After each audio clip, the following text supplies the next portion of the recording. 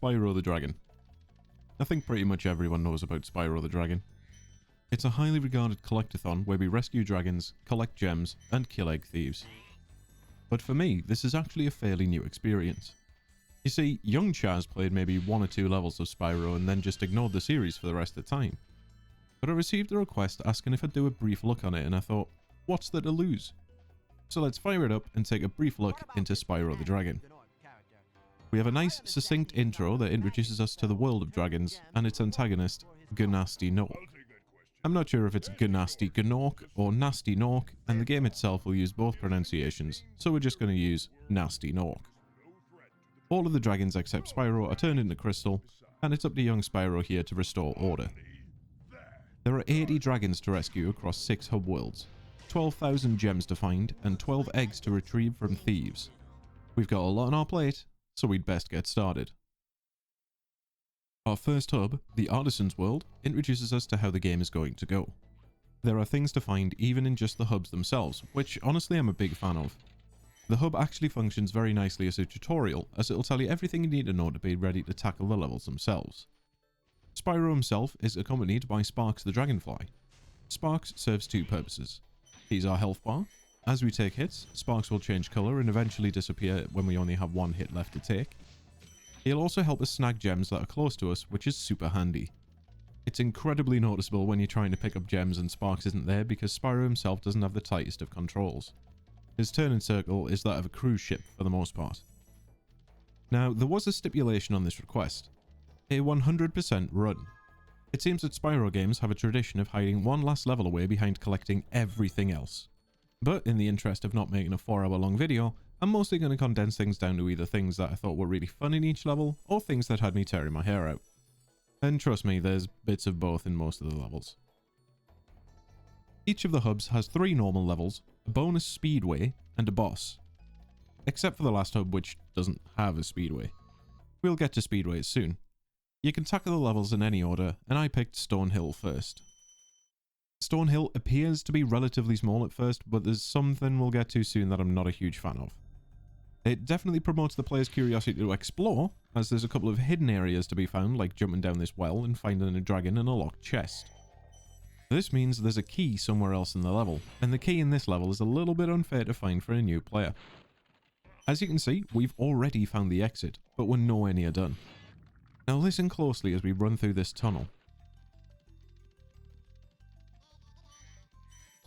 That little voice is the infuriating egg thief. If you hear it, that means there's one close. Climbing this tower, we can see some gems on the edge of the level boundaries, and this is what I was alluding to earlier with the level being bigger than it looks and me not being a huge fan of the decision. We can glide from this tower and get over to the walls surrounding the level, and there are some gems scattered all over the place up there. Great. Also up here is the egg thief. When you get close to one, they'll start running and you have to chase after them. This is at times fun and at times some of the most frustrating things you'll have to do in the game. Thankfully, I managed to bonk this one pretty quickly and retrieve the egg. After spending some time up here collecting gems, we just have that key to find to the chest in the well. And, well, it's hidden behind the exit of the level. There is a hint that it's there. These magic sparkles are like elevators, and if you see the sparkles behind the exit, you might, rightfully, assume there's something down there. But this feels a bit mean for something hidden in what can be the first level of the game. But we jump down, grab the key, backtrack to the chest in the well, and that's our first level done. We jump on the exit pad and return to the hub. Now, I mentioned these things called speedway levels. The speedway level for the Artisans World is actually hidden. You do get a clue from this from one of the later hubs, but I had the vaguest recollection of reading about this in an issue of Games Master or something from the 90s. If you jump on all 5 of these platforms in the water, then the wall will come down and the entrance for Sunny Flight appears. Speedway levels are quite a fun concept. We have 4 objectives to achieve in each of them. In Sunny Flight, we need to break 8 train barrels, break 8 chests, fly through 8 gates, and shoot down 8 planes. The rub is that speedways are timed. We started this one with 30 seconds, and each objective we achieve gives us a little bit of extra time. I somehow managed to nail this one on the first run, but the later ones can be a little bit more difficult. Each objective we finish will give us 60 gems, and if we achieve all 4 in one run, we get a bonus 60 gems. And we need all of those in order to unlock the last level. So we might end up having to replay quite a few of these. We'll talk a bit more about speedways when we reach another one. Town Square is next on the docket, and this is where I started to notice that the world aesthetics for Spyro are actually really well done. Each level looks like its own level. It's not like the 3 Artisan World levels just look like Artisan World levels. They all have their own little quirks and intricacies that make them stand out from one another. This is very nice and continues throughout the whole of the game. There's not too much to say about Town Square, so let's just quickly talk about the controls. Although you can use the analog stick to move, this is still in the era of camera controls being on the shoulder buttons, so there's definitely a bit of jank there. It's not too bad as you won't frequently have to turn the camera while you're moving, but it does leave to moments where you move, stand still and move the camera, and then move on. The egg thief in this level does confuse me a little bit. As you can see, we were chasing him down, but then he just hopped to a lower area and just vanished. It seems like the actual strat for a lot of these thieves is to know exactly where they start from and just cut them off on their first or second turn, like this. Also, if you're going for 100%, you really want to develop the habit that each time you reach a new part of every single level that you're in, you spend some time looking around, or you might miss things for a while, like I did with these chests. But that's Town Square cleared up, and it's time to leave. Dark Hollow introduces us to the main ways of actually killing bad guys. There's some general rules that you have to learn. If the enemy is huge, it needs to be flamed to kill. Small enemies can be charged or flamed. Enemies wearing metal armor cannot be flamed, and those rules apply throughout the whole game. It's simple enough, but also does force you to think about how you approach groups of enemies without making each group a slog to get through. Also, I'm a big fan of being able to light these campfires. It doesn't do anything, but just shows that a lot of care went into making the game. Sometimes you'll find big enemies wearing armor, but that usually just means you have to find a way to get behind them. The key for this level is easy enough to find. It's hidden down the path with these 2 big metal wearing dudes. That's the end for Dark Hollow. A very short level. Up next we have Toasty, our first boss level. The boss levels in Spyro are honestly kind of strange. For the most part, they are normal levels, but occasionally you'll bump into a bigger enemy that you hit once, and then you chase after them, and then you repeat that a few times until the boss dies.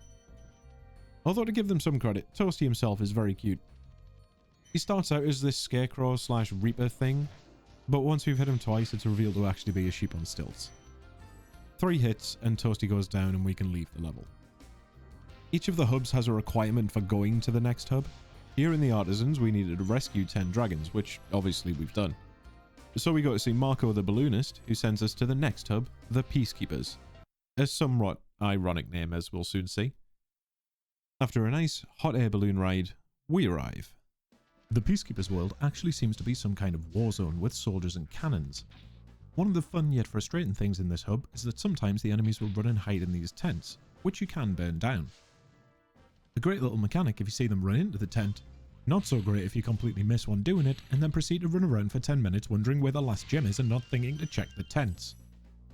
But that definitely didn't happen to me, at all, so it's all good. Another nice little thing here is that you actually have to use the cannons the enemies were at. There's a few metal chests around that need to be destroyed, and in order to get to the speedway for this world, you have to shoot this suspiciously marked rock in order to create a platform. Speaking of speedways, let's go to Night Flight. Night Flight is a good speedway. There's a well-defined line to follow where you'll hit all of the objectives without too much issue, so it's just a fun race against the clock. Admittedly, I did fail my first run, but that's because I didn't realise lighthouses could be the objectives for the speedway until after I'd missed the first one. Still though, it was kinda close. Just look at this. My second run finished with about 5 seconds on the timer, so Night Flight definitely has a bit of wiggle room for you to make mistakes on it.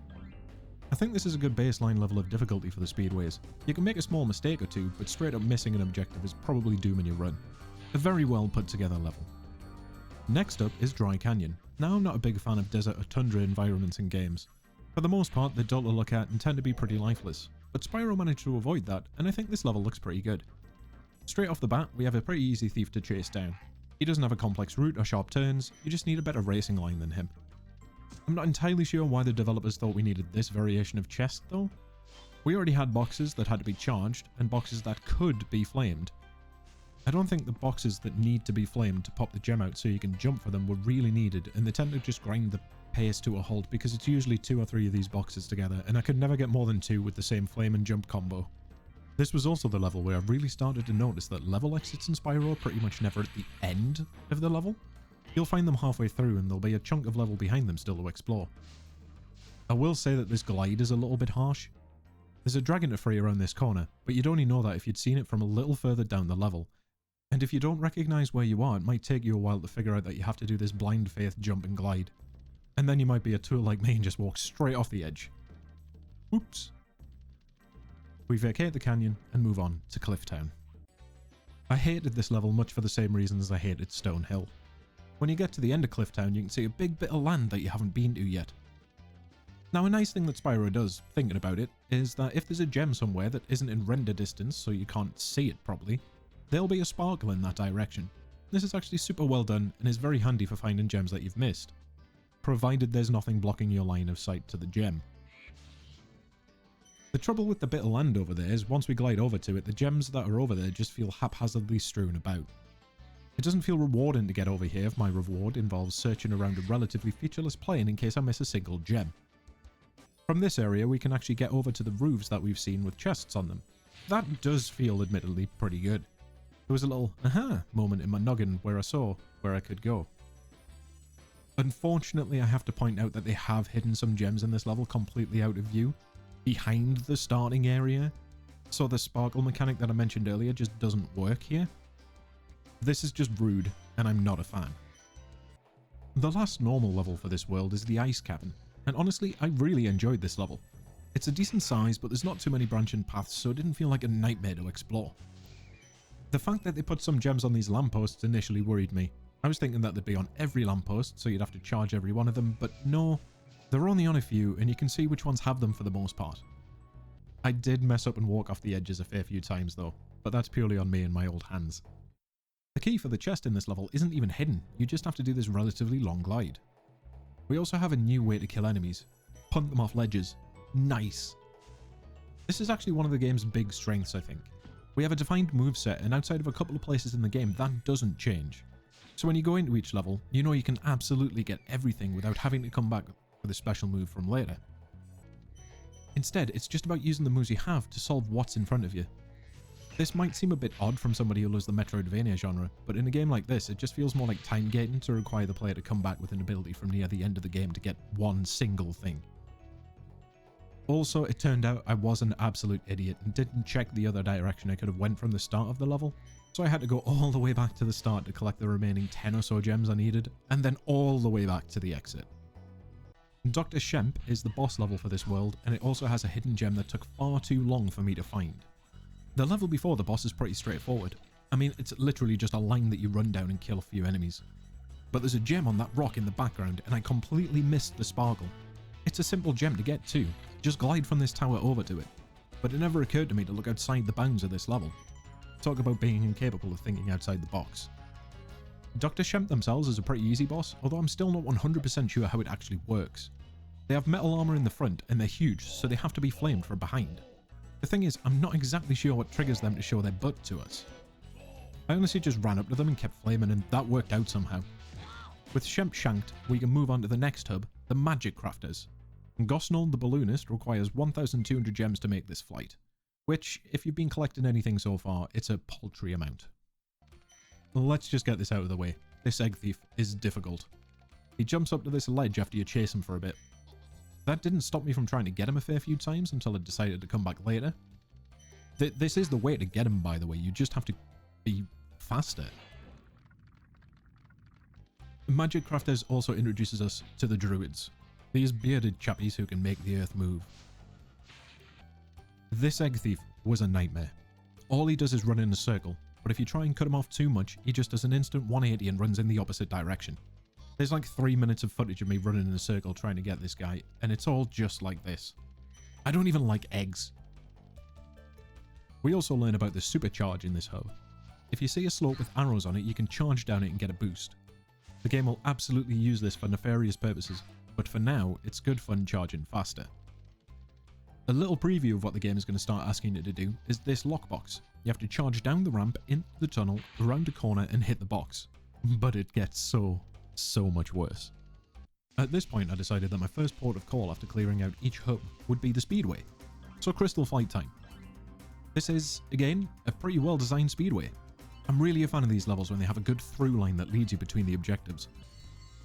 Unfortunately, I missed the first plane on my first run-through, which completely doomed it. But it was pretty close. Just watch. Heartbreaking. The second run-through was enough to get the all-in-one bonus, though. I'd probably play an entire game of these levels, honestly. They're great. High caves are up next, and it's time to learn how the supercharge works properly. I really like the design for these wizards. They just look so jolly. These moving platforms, though, are absolutely terrifying. Spyro is not a smart dragon. If he's gliding and he bumps his shins against something, he's gonna drop like a stone. He's not clever enough to just lift his legs a little bit, he'd rather die. Anyway, the high caves is all about this central supercharge ramp. You can use it to jump across to the caves across the way. You also don't need to worry about falling here, as these nice fairies will rescue you. The egg thief on this level, though. Good lord. He's over by this pool, and Spyro really doesn't like water. I've heard in later games Spyro gets to swim, but in this one, he'll just drown. And the egg thief is going to run around the pool. A fun fact, if you don't let go of the charge button while you're in water and try to jump, Spyro will just cancel the jump and drown. Isn't that fun? I spent far too much time trying to charge around this pool to whack the thief. I think I had 2 full game overs from this, which meant being booted back out to the hub world, making my way back over to the level, and then back to the thief. After about 10 minutes of repeatedly failing on this, I tried jumping over the pool to charge him, and actually got close. Then I thought about trying to flame the thief. That worked. God damn. I don't know why I didn't think the thieves could be flamed, but they apparently can, and that was finally enough to take him out and rescue the egg. And there's actually 2 thieves in this level, but the other one pales in comparison to the struggle this one gave me. As a final fun note, there's a cave with some nasty bugs in there, and the only way to actually kill them is to use the final ability Spyro has, the Super Flame. Certain fairies will give Spyro a kiss that enhances his flame attack, and it's pretty fun going from avoiding the invulnerable bugs to hunting them down with a big nasty fire breath. Alpine Ridge is full of druids trying to ruin your day with geometry moving shenanigans. Like this guy who alternates between stairs and a slide. I don't know if there's a secret cabal of Spyro druids who think they should give Spyro a chance to kill them, but come on man, if you want to stop the baby dragon, just don't make stairs. It's easy. For the most part, Alpine Ridge is pretty forgettable, except that it's the level that punished my impatience the hardest. Here's a montage of me just flying into a wall a druid made, over and over. Yeah, the worst enemy for me in Alpine Ridge was myself. I'll also use this opportunity to highlight Spyro's inability to lift his legs. I thought this was a solid glide, started from the highest point I could, but no, not enough. Spyro just touches the platform with his legs and gives up. Like I said, it's a pretty forgettable level for me, so let's move on. Wizard Peak is actually a very well designed level. You see these big wizards in unreachable spots pretty early into the level, so you know you have to keep your eyes out for ways to get up there, as you'll need the gems. Very nice bit of design, actually showing that there could be hidden paths somewhere. You also get to supercharge a lot of wizards, and that always feels fun to do. There is a downside to the level though, the supercharge jump. Charge down 2 ramps, up 1, and jump over to the platform. Easy, right? Well, no. I've finished the game with 120% at the time I'm recording this narration, and I still haven't got quite a grasp on how the supercharge jump works. Also, check the smooth as hell death thanks to the charge/jump water bug I talked about. Well played, Chaz. Anyway, back to the supercharge jump thing. I can't figure out if you're supposed to hold the charge button until Spyro reaches the apex of the super jump, or let go as soon as you're in the air. I can tell you if you hold it too long, Spyro will just do his best Meteor impression and die. So most of my time in this level was spent trying to get this jump down. There's also an egg thief on this platform hidden behind the wall. I have no idea if he runs off and starts a chase because I just flamed him as soon as I could and he couldn't run. Haha! There's also the final egg thief in the game who is, again, running around a pool. But I know the secret technique now and get it straight away. I don't know why they front-loaded all of the egg thieves in the first half of the game. It just seems like a weird decision to me. They could have been spread out a bit more. There's 12 eggs and 6 hubs, so you could really just have 2 eggs per hub. But no, they put them all in the first 3. And yes, there are different types of thieves later on, but it just seems weird to have 12 eggs in the first 3 worlds. Blowhard is our boss for the world, and I honestly didn't even realise he was the boss until near the end of the level. He's just a slightly bigger wizard. Look, there he is. Isn't he intimidating? A quick flame and he runs off, and I'd honestly say that this little section with the druids raising and moving these platforms is harder than the boss itself. As a side note, I haven't seen anything from the Reignited trilogy of Spyro other than the Gnasty Gnorc level, so I don't know if they improved this boss's model much, but this just feels like it was entirely phoned in. A shame really, since so far the rest of the bosses have at least looked fun. Tuco is our balloonist who will take us to the Peacekeepers World, and he wants us to have rescued 5 dragon eggs. This might reasonably be the first point where you actually have to backtrack to get some eggs if you haven't been 100% in every level, but 5 really isn't too bad of a requirement. The Beastmaker's hub is a swamp. I think a swamp is always a risky environment type to use in games, as a lot of them tend to be very, very bland and obnoxious. It's quite rare that I finish a swamp section of a game and I think, yeah, that was pretty good. And the Beastmaker's hub is no exception. It's dull. They do introduce a new hazard in this hub, metal flooring with enemies who will periodically zap them. I've also just noticed upon watching this back that the boars have tiny little wings, and I just can't figure out why they have those, but it's pretty adorable. We hit up Wild Flight, this hub speedway first, and this is one I just could not figure out a good route for the life of me. It doesn't help that I kept bumping into things and dying. You see, the issue with this speedway is that there's 2 distinct sections. There's a section with gates to fly through and boats to hit, and a section with planes to shoot down and chests to break open. But I just couldn't figure out the intended route for this speedway. I was all over the place. Obviously the intended strategy is to clear one section and then head over to the next section, but getting the timing down so you can clear the objectives in one run was an absolute nightmare. The planes and boats were the biggest stumbling blocks for me. Of all the speedways, I definitely enjoyed this one the least. They really shine when there's a clear route, and I just couldn't figure one out for this level. After about 10 or so tries, I found a route that actually worked for me and claimed my all-in-one bonus. But as you can see from this background footage, it was not a smooth run. Terrace Village was my next destination, and now some of the enemies have guns. It seems like as we edge closer to Gnasty Gnorc and his home hub, things are becoming more industrialized, which is an interesting touch when compared to the idyllic nature of the Artisans World. Other than looking very bland, there's not a whole lot to say about the Terrace Village, except this is the first level where I missed exactly 1 gem and had to backtrack through the whole level just to find it. Thankfully, it's a pretty short level, so we'll just move on. The name Misty Bog did not inspire me with confidence, but it's actually a pretty solid level. I have no idea what these shrub enemies are supposed to be, but they look pretty jazzy. There's some fun moments like charging through this line of enemies, which is always so satisfying to do. This level also cost me a fair amount of lives, due to what I affectionately named the Sniper Frogs. This section in a cave has so many enemies, and the trouble is, if you get close to the frogs, they'll tongue lash you with incredible speed and accuracy.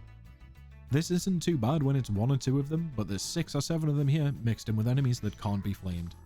So you'd think the solution is to charge, but if you're too close to a frog for too long, they'll just lash you, and you don't have too much in the way of invulnerability frames, and even then, if you stop to flame the frogs instead, you'll probably just get hit by the sword boys.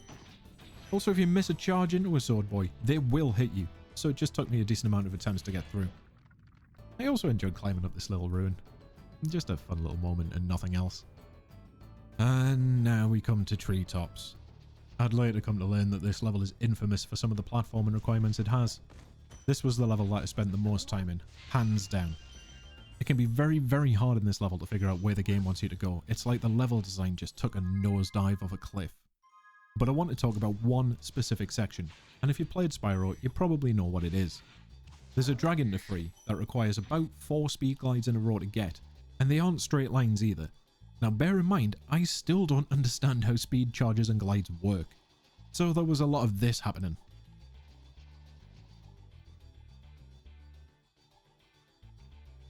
After some 10 minutes of me bashing my head against a literal wall, I decided I'd try my own way. If you charge and launch yourself with a hard left, you can see where we were originally supposed to end up. And just to the left of that platform are elevator sparkles. Maybe, just maybe we can reach those. So I tried. And sure enough, it worked. And when the sparkle launches you back, you actually have control, so you can just glide down the dragon and rescue him. The thieves in this level, if you're wondering, they give chest keys. This level's fine, except for that damn combo supercharge nonsense. And sadly, that's what dominates my opinion of treetops. Metalhead is our boss for the Beastmakers, and I actually really like this fight. As usual, there's nothing too complex about the fight. You just have to smash the pillars he's using while they're green. If they're red, they're protected by lasers and you'll take damage. Once you've smashed them all, you'll just run off. That's all there is to the fight, but it's nice to have something that isn't just a hit the boss, repeat. I've got to give a special shout out to this secret area too. It's honestly a pretty devious place to put one, but at the same time it makes total sense that there'd be one down there. The giveaway, I guess, is that you can hear sparkles when you're close to that area, which should prompt you to look around more closely. It's a really nice bit of design. With Metalhead munched, we can head to the penultimate world, Dreamweavers. Dreamweavers requires 50 dragons, and at this point I had 58, so you do have to be pretty thorough to get to this world. Dreamweavers has this nice little gimmick with these enemies whose size can be changed when they're hit with a magic beam. The beam is controlled by a fairy in the middle of this area, and if we go commandeer his cannon, we can hit those two big fellas blocking the door so we can pass, since they're otherwise unkillable. We also get introduced to the MC Hammer fairies and timed platforms. Hit the fairy and the clock starts ticking. The platform near the fairy will have moved, and you can use that to get somewhere else. This will show up in the levels of this world as well. It's time for our final speedway of Spyro the Dragon, and we're back to a strong through line. So I'm obviously a big fan of this one. Icy flight isn't too complex, it's just very tightly timed. Lighthouses, barrels, chests, and heli baddies are our objectives in this one. I know speedways make a comeback in the rest of the games, and I can only hope they follow this style more than the previous speedway level. This is just pure fun, and any mistakes I made were my mistakes, and not because I couldn't divine the developer's intended route. A fitting final speedway level, for sure. And as if that wasn't fitting, we make it with just 3 seconds to spare. Very nice. It feels like they didn't really have a plan for Lofty Castle, to be honest, so they just make you rescue fairies from cages a bunch of times to progress. There's really nothing else going on in this level, unfortunately. We do get to ruin some enemies' days by popping the balloons though, but it feels a bit mean. We do need the gems, however, so we have no choice. The balloon boys must die. When you rescue 3 fairies, they'll activate some sparkles that will take you further on in the level, and eventually you'll reach the end. I wish I had more to say, but this level was honestly just a chore with having to constantly stop and rescue fairies. Now, Dark Passage is a level that totally makes up for how lackluster Lofty Castle was. This is a decently sized level with some pretty reasonable secret areas to find. We also have these jesters who carry torches that, when turned on, make the menacing enemies around it turn into harmless Cyclops dogs and tiny turtles, so that's pretty cute. While the level doesn't do anything particularly new, it was definitely a pretty rewarding feeling to realise that I hadn't gotten all of the gems, and that was because I didn't glide over to an area I saw earlier and thought, yeah, I'll have to go there at some point. I can't really point out something about this level that stands out as particularly good or particularly bad, but I think that in itself is noteworthy. It just does Spyro gameplay, but very well. Now, I just want to get something out of the way quickly that might be blasphemous to Spyro fans, but I can honestly say that the music has done nothing for me pretty much the whole game. It obviously has a very, very defined sound and feel to it, but none of it feels like a track that's going to stick with me and pop into my head years down the line. Now granted, that might be because I didn't grow up playing Spyro, but I just thought it was an observation I had to make. All of the tracks just kind of have one sound, for the most part. Our final level for the world is Haunted Towers. There's a whole lot of the Super Flame power here. These suits of armor can only be killed with the Super Flame, and those big metal doors also need to be Super Flamed. Now maybe I'm just bad at the game, but it definitely feels like you never have quite enough time to flame everything near the fairy in one run. I always had to go back at least once because I had to stop charging to flame something, and there's a lot of things that need to be flamed in these sections if you want every gem. This level also has a ridiculous supercharge section that, I'll hold my hands up, I pulled up a guide because I couldn't figure it out. Stuff like this just feels rude. Gives some kind of indication that maybe we need to go that way, because while these levels are small, there's a lot of places you can go to if you're charging, and it shouldn't require a huge amount of experimentation to find the right place to go. To add insult to injury, this level has a permanent Super Flame power-up from a fairy near the end. So technically, you can just use the flame to progress through the level, pick up the permaflame power from the end, then go back through the level at your own pace to flame the optional things. God damn. Jacques is our second to last boss, and he's appropriately a jack-in-the-box. Jacques suffers from the same problem that Blowhard did. He's just kind of there. He's an obstacle in our way rather than a boss to fight. You can only hit him in specific places of the arena, and he'll just run off if you get close to him before these points. He throws exploding presents at you too, but that's just not a concern if you move with any kind of speed. Honestly, this section here with 4 enemies on 4 pillars is tougher to do than Jacques is, if you're trying for 100%. I was consistently too high above them all while gliding, so instead I painstakingly landed on a pillar, jumped, flamed the next enemy, and made my way back round to repeat the process. This took ages, but I was just frustrated with being too high up and picked the easier but longer way. With the 5 hub worlds complete, we're ready to take the fight to Gnasty Gnorc himself. Amos will be our balloonist for this final journey, and he wants 6,000 gems to make the flight.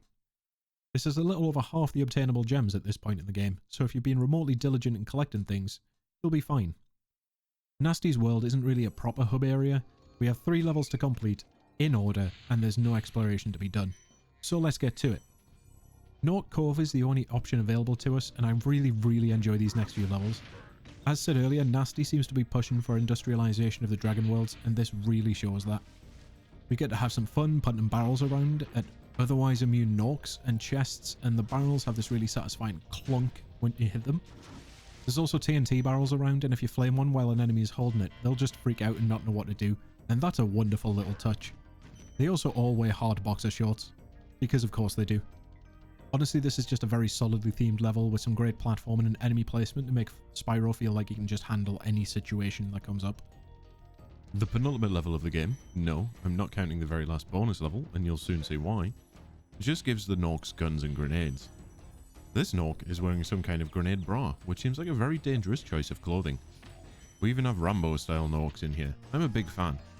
Honestly, at this point, I'm more wanting to team up with the Gnorcs than I am wanting to help the dragons, but we've come this far and might as well see the journey through.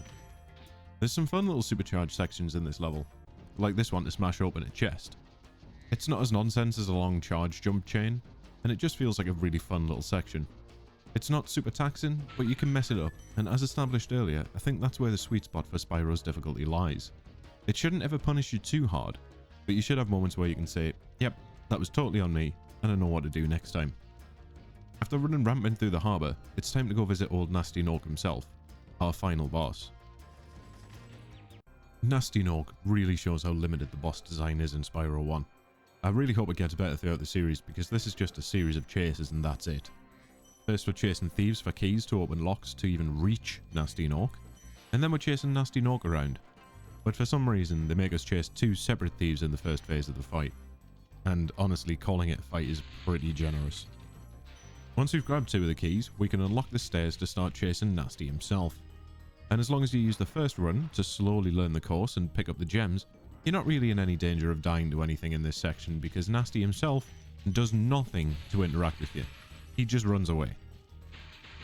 Once you manage to catch up to him on his little platform at the end, you flame him once and the second chase begins. And this one is, honestly, a little bit trickier because the platforms you can land on are shrinking, and the timing is actually pretty tight. This death here is actually on the very last jump. If I had made that, things would have been fine, but if you do die during this section, it's right back to chasing the thieves. Great. My second time was a little bit faster on the platform chase, and, well, it turns out that's the end. Gnorc dies, and we get our ending. Spyro brags to the reporters that he saved the dragons, and we get the credits. But, as I said way back at the start, this is a 100% run. And while we have 12,000 gems in the bank, we still have 1 dragon to collect. So it's back to Gnasty's World. Back in Gnasty's hub, we collect the final dragon, and that's it. Gnasty's loot is unlocked. Let's take a peek at what our reward is for finishing the game with everything. Great. A level with 2,000 gems to collect. We can fly here at least, but honestly this level just kind of feels like a chore. Sure, it's kind of fun to fly around and collect things, but this isn't a reward. There are key thieves in this level too, and they let us fly progressively higher as we unlock more doors. I think. I'm not entirely sure, but it definitely feels like you need to unlock higher heights while flying. So we kill a few thieves and then one jumps into a plane. And now we have to chase it through the sky. This honestly just feels a bit awkward. Yeah, they follow a path just like the planes and the speedways, but it just feels wrong to have to do it in a ostensibly normal level. But surely we only have to do this once, right? No. Twice. Once the door unlocks from this thief, another one gets in a plane and takes off. Great. Once was bad enough, but like I said before, this doesn't feel like a reward.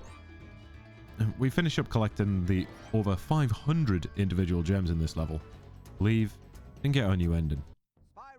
Another interview with Spyro, but this time he's wearing shades. He brags about taking out Gnasty Gnorc, but then the dragons start to be turned into crystals again. Here we go again.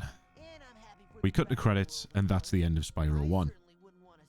Overall, I had a really, really good time with Spyro 1. Sure, there were some missteps, but I can't hold that against a game that is just so fun. I really can't believe that I didn't play more of the games when I was younger, because it's just a really good time. Low pressure adventuring of a relatively high standard. We'll have to follow this up with some brief looks into the sequels at some point soon. If you've made it this far, then thank you for watching. Please consider subscribing for more brief looks down memory lane. I've been your Uncle Chaz, and I'll see you in the next one.